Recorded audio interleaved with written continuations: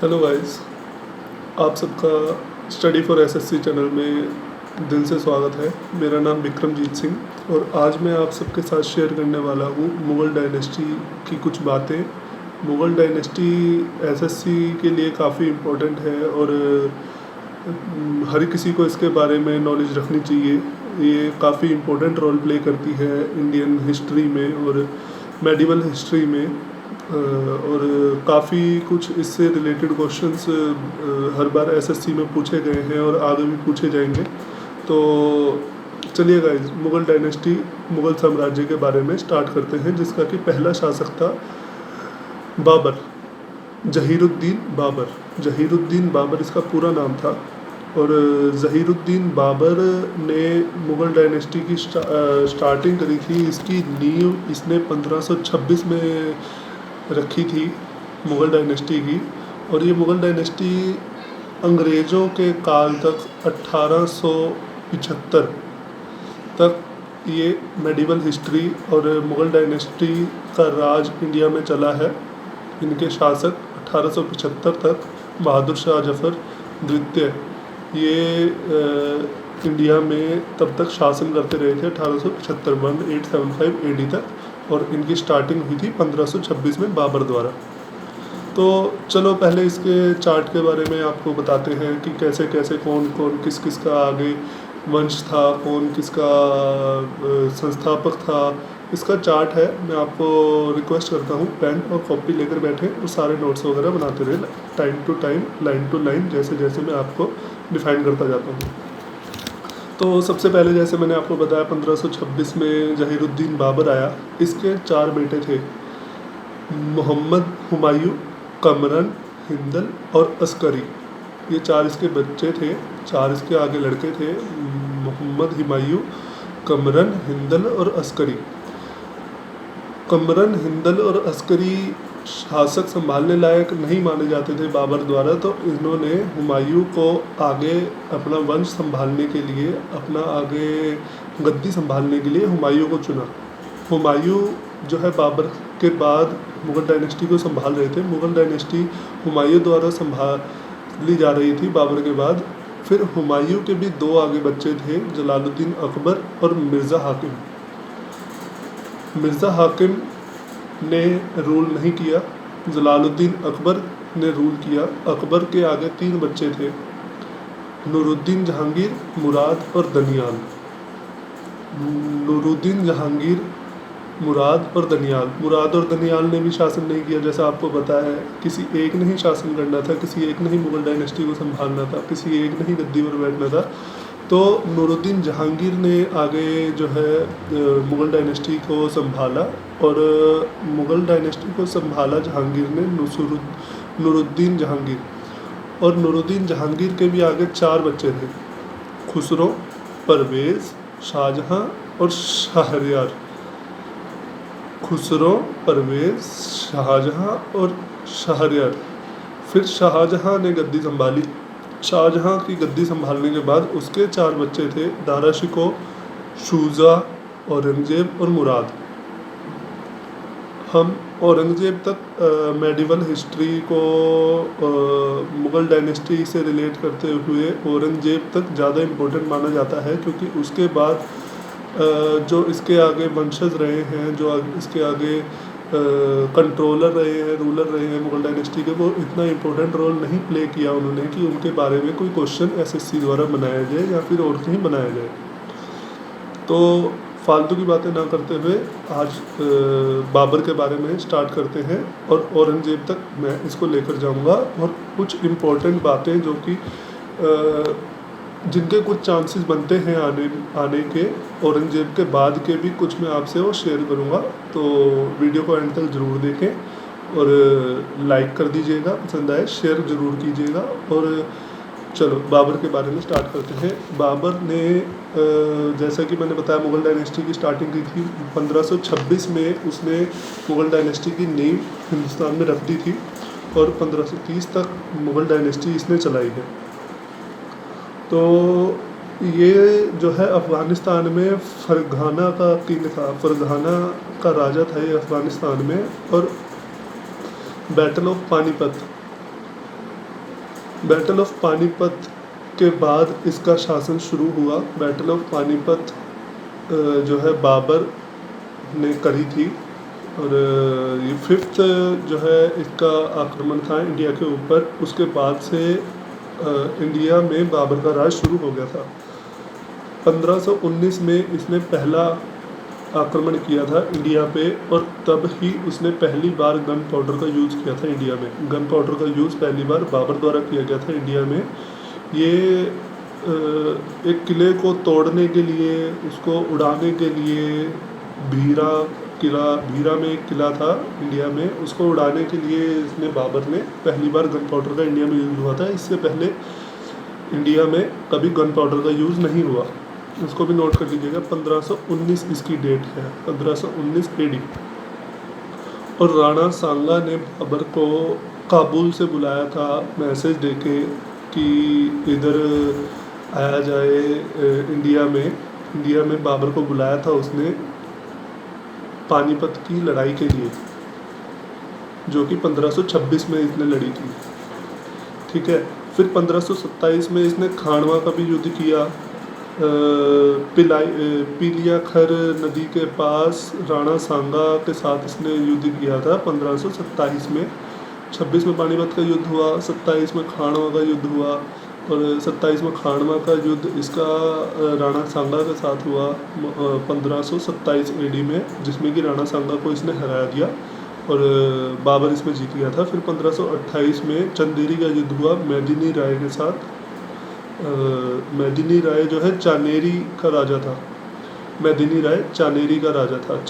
चानेरी का राजा था, चानेरी नहीं, सॉरी गाइस, चंदेरी का राजा था मेदिनी राय। कुछ गलत बोल देता हूँ तो उसको खुद करेक्ट कर लिया करो, या फिर मैं उसको खुद करेक्ट करके बोल देता हूँ तो उसको थोड़ा इग्नोर किया जाए, गलत चीज़ों पर गौर ना किया जाए। आपको मैं सब कुछ करेक्ट बता रहा हूँ, ध्यान से सुनिए सब कुछ, कॉपी पेन नोट करते रहिए। हम नोट्स पे फोकस देना है, गलतियों पे फोकस नहीं देना हमने, इस बात का सख्त ध्यान दिया जाए। तो 1528 में चंदेरी का युद्ध हुआ, मेदिनी राय के साथ हुआ था। मेदिनी राय चंदेरी का राजा था। फिर 1529 में महमूद लोधी के साथ इसका युद्ध हुआ, जो कि इब्राहिम लोधी का छोटा भाई माना जाता है, महमूद लोधी। इसको उसने घाघरा के युद्ध में महमूद लोधी को हरा दिया।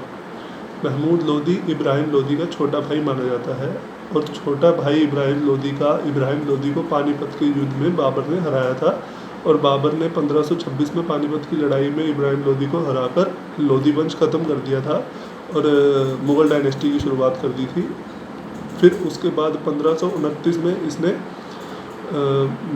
महमूद लोधी, जो कि इब्राहिम लोधी का यंगर ब्रदर, छोटा भाई माना जाता है, उसको भी इसने घाघरा के युद्ध में हरा दिया था। 1530 में बाबर की हो जाती है डेथ और इसको काबुल में दफना दिया जाता है। काबुल में दफना दिया जाता है बाबर को। 1530 में इसकी डेथ हो जाती है। और इससे रिलेटेड मैं और कुछ आपको इससे बताता हूँ कि इसने तुजुक बाबरी को भी लिखा था टर्की लैंग्वेज में। ये खुद की इसकी ऑटोबायोग्राफी थी तुजुक बाबरी। इसको इसने टर्किश लैंग्वेज में लिखा था। और इसका जो इंडिया में एम्पायर था मुग़ल डायनेस्टी का, ये मैं आपको बताता हूँ। इसका एक मैप बना लीजिएगा, ऐसे प्लस का निशान डालिएगा, उससे नॉर्थ, साउथ, ईस्ट, वेस्ट डालिएगा। नॉर्थ में इसका हिमालय से लेकर साउथ के ग्वालियर तक इसका जो है एम्पायर कंट्रोल कर रहा था इंडिया को। हिमालय से, नॉर्थ के हिमालय से साउथ के ग्वालियर तक और ईस्ट के बॉर्डर ऑफ बंगाल से वेस्ट के खैबर पास तक इसको बाबर द्वारा कंट्रोल किया जाता था, मुग़ल डायनेस्टी द्वारा कंट्रोल किया जाता था। मैं फिर से रिपीट कर देता हूँ। नॉर्थ में हिमालय से साउथ के ग्वालियर तक, वेस्ट के खैबर पास से ईस्ट के बॉर्डर ऑफ बंगाल तक मुग़ल डायनेस्टी को कंट्रोल किया जा रहा था। तो तुजुक बाबरी जो मैंने आपको बताया था कि बाबर द्वारा उसकी ऑटोबायोग्राफी है, ये टर्किश लैंग्वेज में बाबर ने लिखी थी। इसको पर्शियन में कन्वर्ट किया गया, पर्शियन में इसको ट्रांसलेट किया गया अब्दुल रहीम खाना द्वारा। अब्दुल रहीम खाना एक इसके काल में फेमस पोएट माना जाता था। उसने इसको पर्शियन में कन्वर्ट किया तुजुक बाबरी को, जो कि पहले टर्किश में था, और इसको इंग्लिश में कन्वर्ट मतलब ट्रांसलेट किया गया मैडम ब्यूरिज द्वारा। मैडम ब्यूरिज ने इसको इंग्लिश में ट्रांसलेट किया और इसको इंग्लिश में उसने प्रोड्यूस किया तुजुक बाबरी को। अच्छा, इसने बाबर ने द चारबाग्स करके गार्डन भी बनवाया था।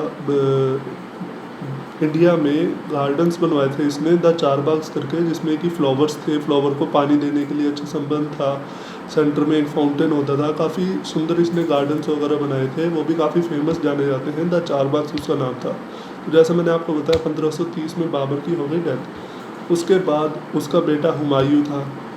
हुमायूं ने आगे उसका काल संभाला। हुमायूं ने 1530 से 1540 तक इसको मुग़ल डायनेस्टी को रूल किया। 1540 के बाद मैं आपको स्टोरी से बताता हूँ सब कुछ।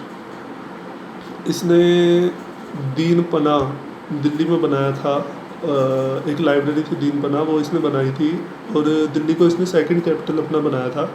और इसने 1530 में बाबर मर गया था। 1530 में हुमायूं आया, इसने आते ही कर दिया कलिंजर पर अटैक। कलिंजर जगह है, उस पर इसने कर दिया अटैक। फिर 1539 में अफ़गान लीडर शेर शाह, अफ़गान का राजा था शेर शाह सूरी, इसने 1539 में चौसा के युद्ध में हुमायूं को हरा दिया। फिर चौसा जो है, चौसा के युद्ध में हुमायूं हार गया शेर शाह सूरी से।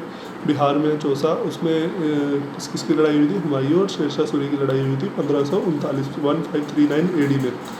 उसने हुमायूं को हरा दिया और हुमायूं को वहाँ से भगा दिया। हुमायूं अपनी जान बचा कर बेचारा भागा। 1540 में वो चले गया। 1530 से 1540 उसने रूल किया। फिर 1540 में जो है 1540 में वो कन्नौज चले गया। कन्नौज में नहीं गाइस, मैं एक बार क्लियर करता हूँ आपको। पहले तो चौसा में उसकी लड़ाई हुई 1539 में, तब उसने हुमायूं को भगाया नहीं। फिर 1540 में कन्नौज में एक लड़ाई हुई थी शेर शाह सूरी और हुमायूं के बीच में।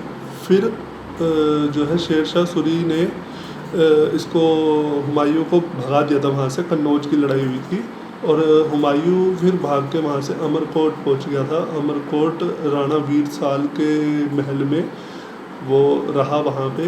1540 में अमरकोट भाग गया था कन्नौज की लड़ाई के बाद। पहले चौसा 1539 में हुई, 1540 में कन्नौज की लड़ाई हुई, वही शेर शाह सूरी और हुमायूं के बीच में। दोनों बार हुमायूं हारा। हुमायूं हारने के बाद पहुंच गया अमरकोट राणा वीर साल के महल में। और उसके बाद राणा वीर साल के महल में रहने के बाद ऐसा माना जाता है कि ये 12 साल तक ईरान में रहा। ईरान में 12 साल तक रहा और शेर शाह की डेथ हो गई थी 1555 में। 1555 तक शेर शाह सूरी जो है कंट्रोल करता रहा इंडिया को। मुगल डायनेस्टी उसने मोस्टली ख़त्म कर दी थी। 1555 में शेर शाह सूरी की हो गई डेथ। और उसकी डेथ के बाद हुमायूं फिर से 1555 में इंडिया आया।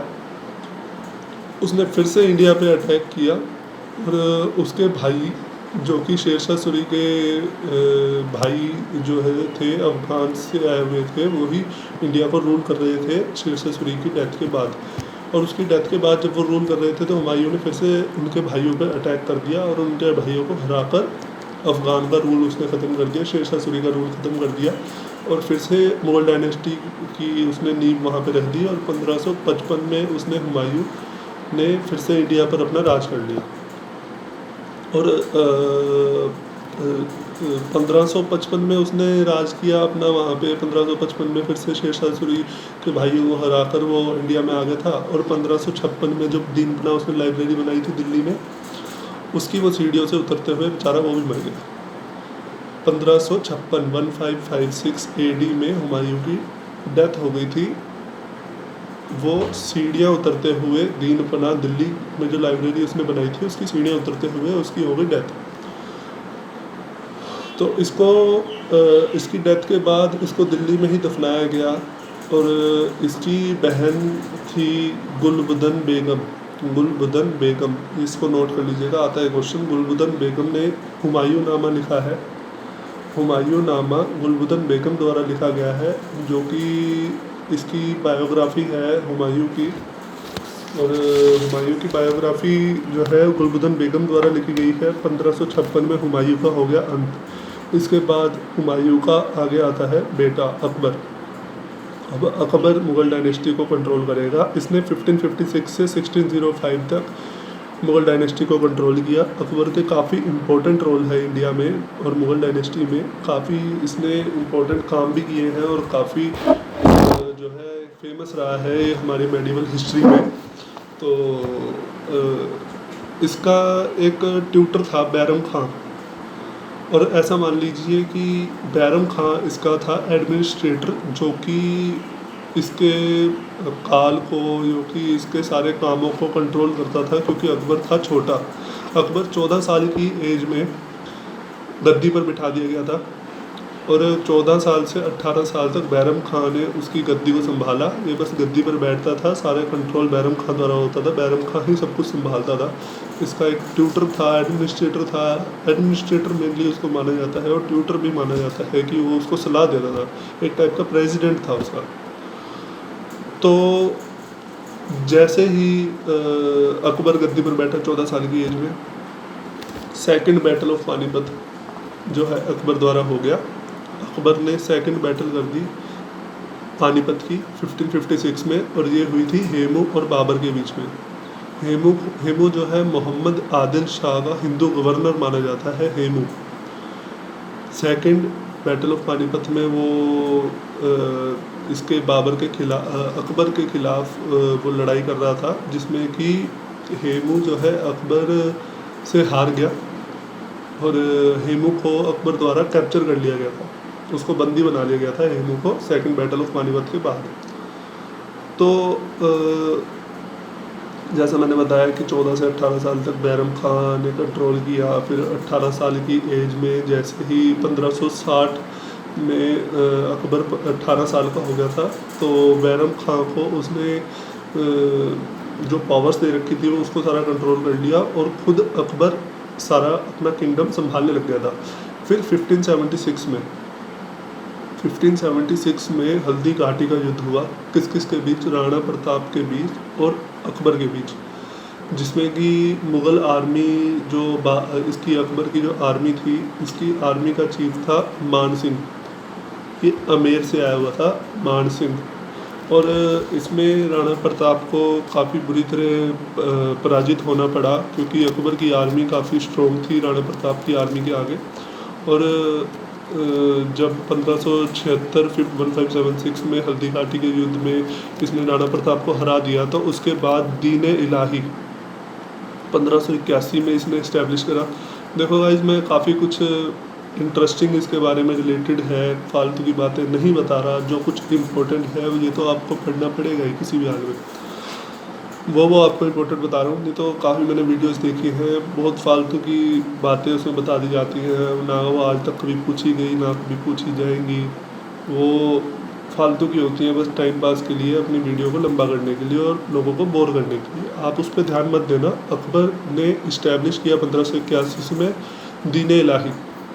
और तुलसीदास नाम सुना होगा, ये काफ़ी फेमस पोइट रहे हैं, ये भी इनके काल में ही थे। तुलसीदास जिन्होंने रामचरितमानस लिखी है वो भी इनके काल में ही थे। सब कुछ नोट कर लीजिएगा। अगर कुछ फिर से आपको सुनना हो, कुछ गलत बोल रहा हूँ या फिर कुछ आपको ऐसा लगता है कि इम्प्रूवमेंट करना चाहिए, आप नीचे कमेंट सेक्शन में सब कुछ मेंशन कर सकते हैं और सब कुछ आप बता सकते हैं कि क्या इम्प्रूवमेंट करनी चाहिए। स्टार्टिंग है अभी, आई एम बिगनर, बट आपको यहाँ से नोट्स बेस्ट प्रोवाइड होंगे। तो अकबर की हो गई डेथ 1605 में अकबर की डेथ हो गई। तो अकबर की डेथ के बाद उसको सिकंदराबाद आगरा में उसको दफना दिया गया। इसका एक टीचर था मीर अब्दुल लतीफ़ इसका एक टीचर माना जाता है। ऐसा मोस्टली इसकी बुक्स वगैरह में लिखा गया है कि मीर अब्दुल लतीफ़ इसका टीचर था। और बीरबल जो है इसके वहाँ पे जो इसको मतलब ये मान लो कि इसका सलाहकार था बीरबल। उसको भी बैटल में मार दिया गया, जो कि यूसुफजाई ट्राइब द्वारा की गई थी बैटल, उसमें बीरबल को मार दिया गया 1586 में, 1586 में बीरबल को भी मार दिया गया।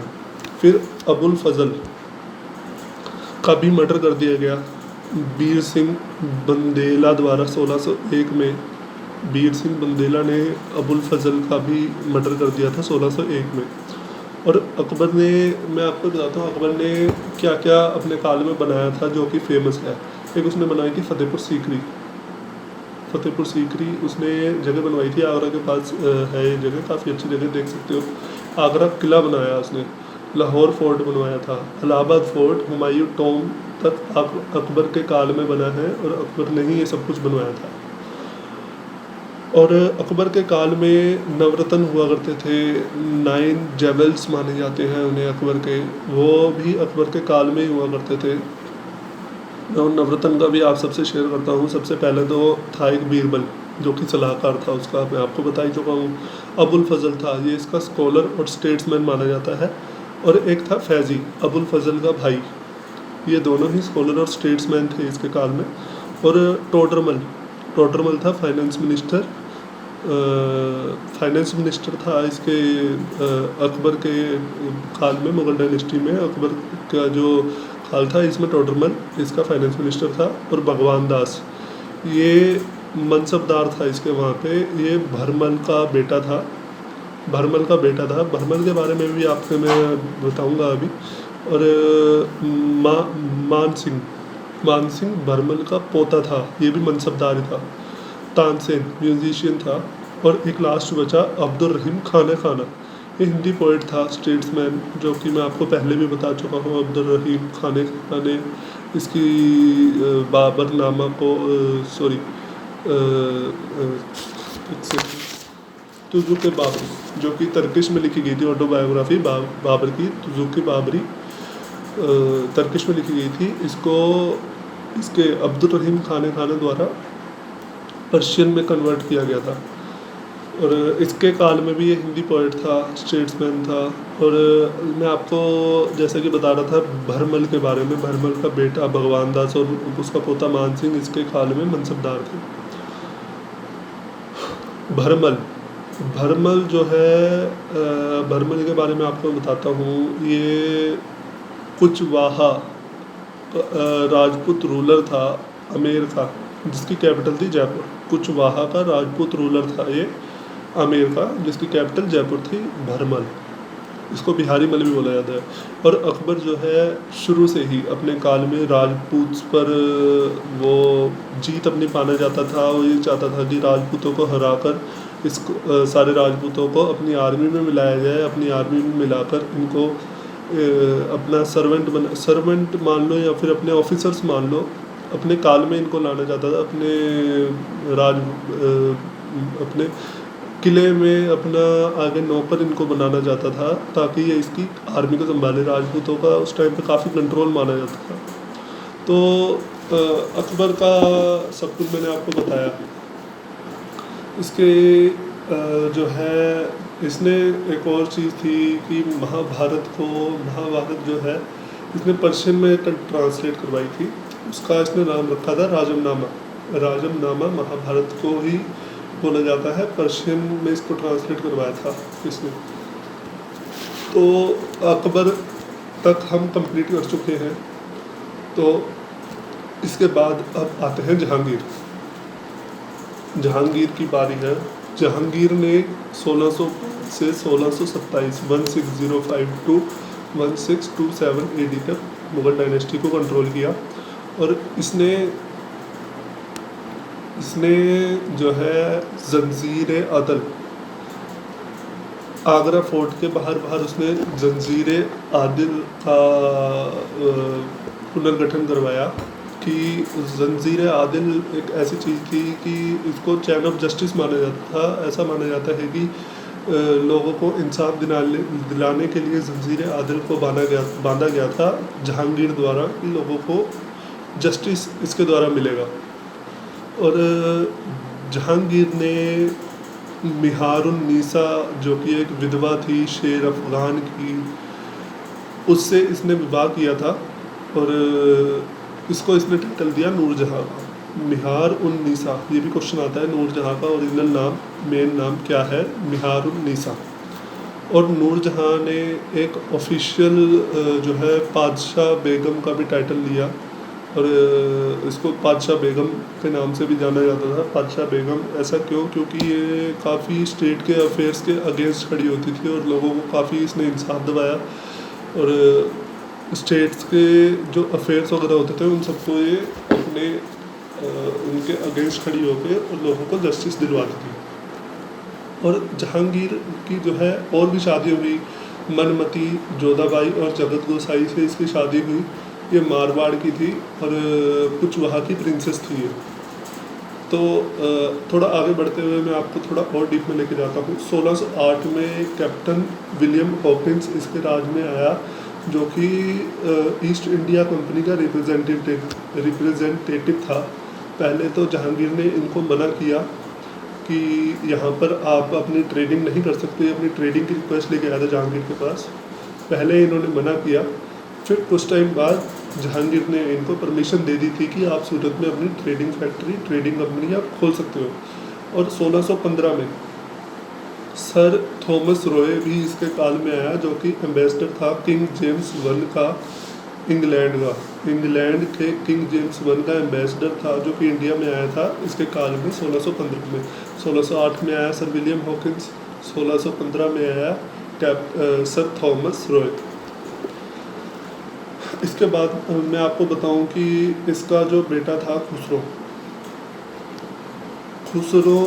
खान, इसके काल में 5वें सिख गुरु अर्जन देव जी, इसके जो खुसरो खान था जहांगीर का बेटा, खुसरो खान वो श्री गुरु अर्जन देव जी 5वें सिख गुरु को काफ़ी मानता था और उनकी काफ़ी वो सेवा वगैरह करता था। गुरु अर्जन देव जी की 5वें जो सिख गुरु थे, ये सब जहांगीर को अच्छा नहीं लगता था कि वो अपने पिता की बात ना मानकर एक सिख गुरु की बात मानता है, जो कि उनके असूलों के ख़िलाफ़ है और जो कि एक अलग उसकी माइंड सेट करते जा रहे थे गुरु अर्जन देव जी। ये सब उसको जहांगीर को पसंद नहीं था। तो इस सब की वजह से जो है सिखों के अगेंस्ट मुग़ल डायनेस्टी यहाँ से स्टार्ट हो गई थी खुसरो खान की वजह से। तो गुरु अर्जन देव जी को भी उसने डेथ की जो है सज़ा उसने सुना दी थी। तो 1620 में उसने जहांगीर ने गुरु अर्जन देव जी को भी ख़त्म करवा दिया था। और इसने एक किला, कंगारा का किला 1620 में उस पर भी कब्जा कर लिया था, कंगारा के किले पर। अच्छा, इसने अपनी एक ना ऑटोबायोग्राफी भी लिखी है, तुज़ुक-ए जहांगीरी। तुज़ुक-ए जहांगीरी पर्शियन लैंग्वेज में इसके द्वारा लिखी गई है। और इस सब के बाद 1627 में इसकी डेथ हुई और ये लाहौर में दफना दिया गया। चलो, इसके बाद अब मैं आपसे शेयर करता हूँ शाहजहाँ के बारे में। 1627 में लाहौर में इसको दफना दिया गया और जहांगीर के बाद 1627 में शाहजहाँ उसका बेटा, जैसे कि मुग़ल डायनेस्टी में चलता आ रहा था, बेटे के बाद बेटा, एक क्वालिफाइड बेटा ही मुग़ल डायनेस्टी को संभालेगा, शाहजहाँ है। शाहजहाँ ने 1628 से 1658 तक मुग़ल डायनेस्टी को कंट्रोल किया। 3 साल के बाद इसके शाहजहाँ के जैसे कि 1628 में आया, आते ही 3 साल के बाद इसने इसकी वाइफ मुमताज़ महल, उसकी डेथ हो गई। अर्जुमानंद बानो भी बोला जाता है इसकी वाइफ को, मुमताज़ महल को। 3 साल बाद इसकी वाइफ की डेथ हो गई 1531 में, जिसकी मेमोरी में शाहजहाँ ने ताजमहल भी आगरा में बनवा रखा है। और शाहजहाँ की माता का नाम जगत गोस जोधाबाई, जो कि राजा जगत सिंह की वाइफ थी। राजा जगत सिंह की बेटी थी जगत गोसाई, और जोधा बेगम इसकी माता मानी जाती है शाहजहाँ की। और शाहजहाँ ने अपने जो है काल में इसके फॉरेन ट्रैवलर्स भी आए थे, बर्नियर और टैवर्नियर इसके काल में 2 फ्रेंच ट्रैवलर आए थे। और इटालियन ट्रैवलर निकोली मनुक्की भी इसके काल में आया था। इटालियन ट्रैवलर, दो फ्रेंच ट्रैवलर आए, बर्नियर और टेवर्नियर, और इटालियन ट्रैवलर निकोली मनुक्की भी इसके काल में आया। और पीटर मुंडी ने इसके काल के सारे जो फेमस बातें हुई हैं और औरतों के खिलाफ़ क्या क्या ये करता था, औरतों के पक्ष में क्या क्या करता था, सब कुछ पीटर मुंडी ने अपनी बुक में सब कुछ इसने डिफाइन किया है। ये भी एक इटालियन ट्रैवलर था। और इसने अपने काल में लाल किला और जामा मस्जिद भी बनवाया। दिल्ली में जामा मस्जिद बनवाया और लाल किला बनवाया, रेड फोर्ट, और ताजमहल इसने ताजमहल की याद में बनवाया। और इसके बाद मैं आपको बताऊं तो इसको जो है ना, शाहजहाँ को अपने ही बेटे औरंगजेब द्वारा आगरा फोर्ट में बंदी बना लिया गया था। वहाँ पे इनको कैद कर दिया गया था औरंगजेब द्वारा। और कैद के दौरान ही ये 1666 में जेल में ही इनकी मृत्यु हो गई थी। औरंगजेब ने इनको कैद करवा दिया था। और इसके बाद मैं आपको बताऊं तो औरंगजेब ने इनको कैद करवा दिया था। 1666 में इनकी डेथ हो गई थी। 1666 में डेथ हो गई थी इनकी। तो 1658 में जैसे ही इसने शाहजहाँ को औरंगजेब ने वो बंदी बना लिया था वहाँ पर आगरा फोर्ट में। तो 1658 में आगरा फोर्ट में जैसे ही इसने शाहजहाँ को वहाँ पे कैद करवाया तो 1658 में औरंगजेब का राज शुरू हो गया मुगल डायनेस्टी में। तो 1658 में औरंगजेब ने काल शुरू करा। 1666 तक वो कैद में रहे शाहजहाँ, और 1666 में कैद में ही वो जेल के अंदर ही उनकी हो गई डेथ। औरंगजेब की स्टार्टिंग करते हैं। औरंगजेब 1658 से 1707 तक इसने काल किया। 1707 तक इसने औरंगजेब ने मुगल डायनेस्टी को संभाला। 1658 में औरंगजेब जो है गद्दी पर बैठ गया था शाहजहाँ को वो कैद कर आगरा फोर्ट में 1658 में। इसका औरंगजेब का पूरा नाम था मुहीउद्दीन मोहम्मद औरंगजेब। मुहीउद्दीन मोहम्मद औरंगजेब का पूरा नाम था। और ये मुमताज़ महल का तीसरा बेटा था ये औरंगजेब। मुहीउद्दीन मोहम्मद औरंगजेब मुमताज़ महल का तीसरा बेटा था। और इसने खुद को टाइटल 1659 में इसने खुद को टाइटल दिया था आलमगीर का। और इसको जिंदा पीर भी बोला जाता था। लिविंग सेंट, जिंदा पीर भी इसको बोला जाता था। देखो इसके कितने नाम थे, आलमगीर, जिंदा पीर, लिविंग सेंट और औरंगजेब और मुहीउद्दीन मोहम्मद औरंगजेब। ये तो इसका असली नाम था ना। और इसने कलमा जो है अपने कॉइन्स पर कलमा लगवाना शुरू करा। कलम एक टाइप की कलमा था। और इसने नौरोज़ फेस्टिवल को भी बंद करवा दिया, जो कि बलबन द्वारा स्टार्ट किया गया था। नौरोज़ फेस्टिवल ये एक पर्शियन फेस्टिवल था जो कि न्यू ईयर पे मनाया जाता था। ये औरंगजेब द्वारा बंद करवा दिया गया, बलबन द्वारा स्टार्ट किया गया था, औरंगजेब द्वारा बंद करवा दिया गया। और इसने एक और मैं आपको बताऊं कि इसने जो है 1669 में विश्वनाथ टेम्पल जो है बनारस का और केशवराज टेम्पल वीर सिंह बंडेला का, विश्वनाथ टेम्पल बनारस का और केशवराज टेम्पल वीर सिंह बंडेला का मथुरा में इसने डिस्ट्रॉय करवा दिया 1669 में। फिर से रिपीट कर देता हूँ, विश्वनाथ टेम्पल बनारस का और केशवराज टेम्पल वीर सिंह बंडेला का मथुरा में इसने डिस्ट्रॉय करवा दिया। और इसके बारे में और मैं आपको बताऊँ तो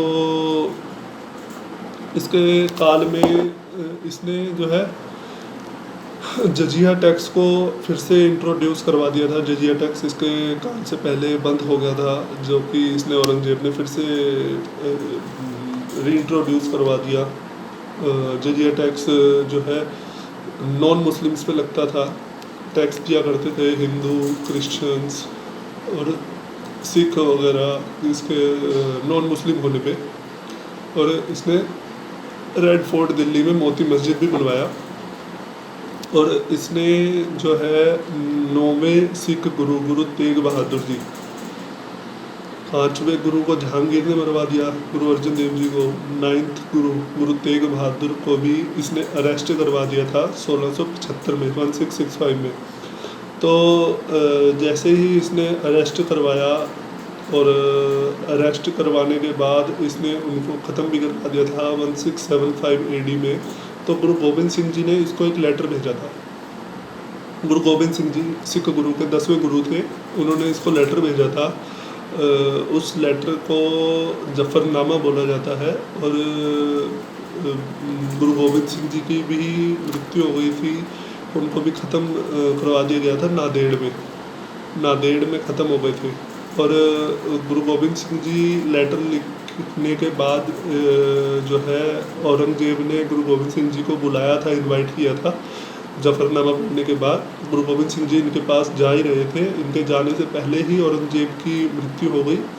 और औरंगजेब की भी मृत्यु हो गई थी और उनसे पहले मतलब गुरु गोबिंद सिंह जी से पहले औरंगजेब की मृत्यु हो गई थी और गुरु गोबिंद सिंह जी को भी नांदेड़ में ख़त्म करवा दिया गया था। और एक और मैं आपको बताऊं बात, संभाजी शिवाजी का बेटा भी इसके द्वारा कैप्चर कर लिया गया था, पकड़ लिया गया था, उसको कैद करवा दी गई थी संगमेश्वर में 1689 में। और इसको मरवा दिया गया था संभाजी को, जो कि शिवाजी का बेटा था। बीजापुर और गोलकोंडा भी इसके द्वारा नष्ट कर दिए गए थे उसके काल में ही, औरंगजेब द्वारा ही 1686 में बीजापुर और 1687 में गोलकोंडा। और ये औरंगजेब के बारे में और थोड़ा मैं आपको डिफ़ाइन करूँ तो ये वीणा का अच्छा प्लेयर था, वीणा काफ़ी अच्छी बजाता था। और 1672 में सेकंड अफ़गान रेबेलियन हुआ अफरीदी ट्राइब द्वारा, जो कि अकमल खान के नेतृत्व में किया जा रहा था। दूसरा अफ़गानियों द्वारा आक्रमण हुआ 1672 में, जो कि अकमल खान द्वारा करवाया जा रहा था।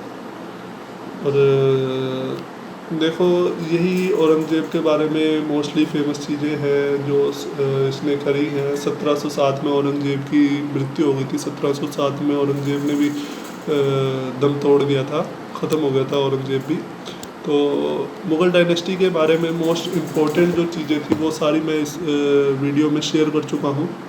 और अगर आपको कोई हैंड रिटन नोट्स चाहिए या फिर कुछ भी आपको अपने एसएससी से रिलेटेड ट्रिक्स चाहिए, वो सब मैंने अपने Instagram page study for SSC में सब कुछ मेंशन कर रखे हैं, अपलोड कर रखे हैं। आप उन्हें फॉलो कर सकते हैं, लिंक मैं डिस्क्रिप्शन बॉक्स में अपलोड कर दूंगा। और कुछ अपने रिव्यूज़ हो, कुछ कमेंट हो, आप नीचे कमेंट सेक्शन में दे सकते हैं। कमेंट ओपन है हर किसी के लिए, लाइक कर दीजिएगा, अपने फ्रेंड्स के साथ ज़रूर शेयर कीजिएगा। और कुछ सजेशंस हो वो भी नीचे कमेंट सेक्शन में ज़रूर मेंशन कीजिएगा। लाइक कीजिए, सब्सक्राइब कर दीजिए। Okay, thank you.